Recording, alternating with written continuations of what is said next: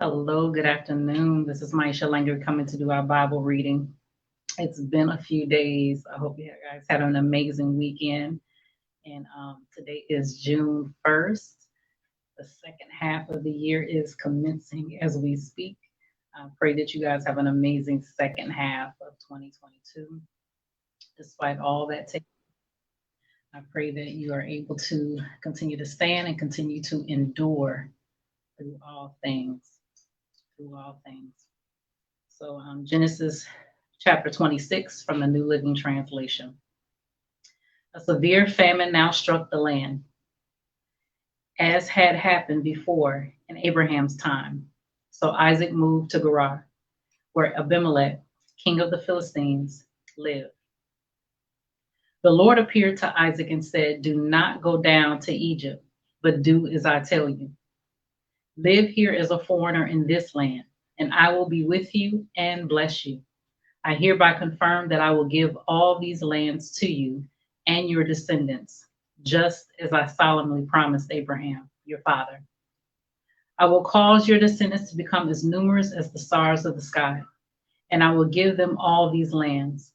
And through your descendants, all the nations of the earth will be blessed. I will do this because Abraham listened to me and obeyed all my requirements, commands, decrees, and instructions." So Isaac stayed in Gerar. When the men who lived there asked Isaac about his wife, Rebekah, he said, "She is my sister." He was afraid to say, "She is my wife." He thought, "They will kill me to get her because she is so beautiful." But sometime later, Abimelech, king of the Philistines, looked out his window and saw Isaac caressing Rebekah. Immediately, Abimelech called for Isaac and exclaimed, "She is obviously your wife. Why did you say she is my sister?" "Because I was afraid someone would kill me to get her from me," Isaac replied. "How could you do this to us?" Abimelech exclaimed. "One of my people might easily have taken your wife and slept with her, and you would have made us guilty of great sin." Then Abimelech issued a public proclamation: "Anyone who touches this man or his wife will be put to death." When Isaac planted his crops that year, he harvested 100 times more grain than he planted, for the Lord blessed him. He became a very rich man, and his wealth continued to grow. He acquired so many flocks of sheep and goats, herds of cattle, and servants that the Philistines became jealous of him. So the Philistines filled up all of Isaac's wells with dirt. These were the wells that had been dug by the servants of his father, Abraham. Finally, Abimelech ordered Isaac to leave the country. "Go somewhere else," he said, "for you have become too powerful for us." So Isaac moved away to the Gerar Valley, where he set up their tents and settled down. He reopened the wells his father had dug, which the Philistines had filled in after Abraham's death. Isaac also restored the names Abraham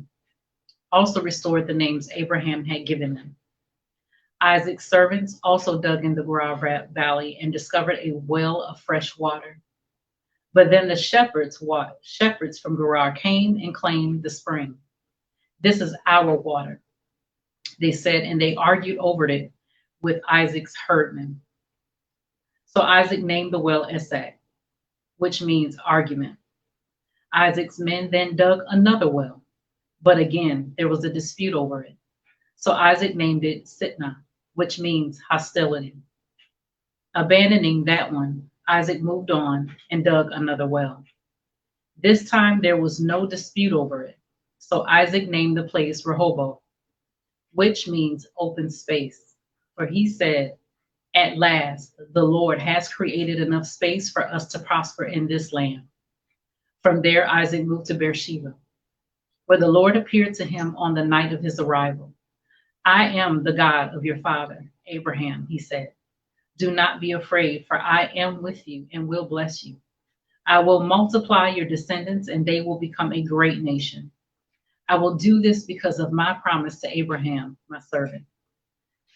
Then Isaac built an altar there and worshiped the Lord.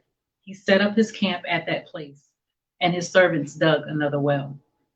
One day, King Abimelech came from Gerar with his advisor, Ahuzah, and also Phakal, his army commander. Why have you come here? Isaac asked. You obviously hate me since you kicked me off your land. They replied, we can plainly see that the Lord is with you. So we want to enter into a sworn treaty with you. Let's make a covenant.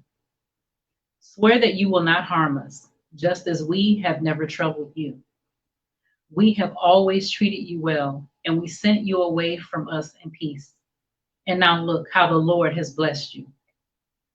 So Isaac prepared a covenant feast to celebrate the treaty, and they ate and drank together. Early the next morning, they each took a solemn oath not to interfere with each other. Then Isaac sent them home again, and they left him in peace. That very day, Isaac's servants came and told him about a new well they had dug. We've found water, they exclaimed. So Isaac named the well Sheba, which means oath. And to this day, the town that grew up there is called Beersheba, which means well of the oath. At the age of 40, Esau married two Hittite wives, Judith, the daughter of Beri, and Basmath, the daughter of Elon. But Esau's wives made life miserable for Isaac and Rebekah.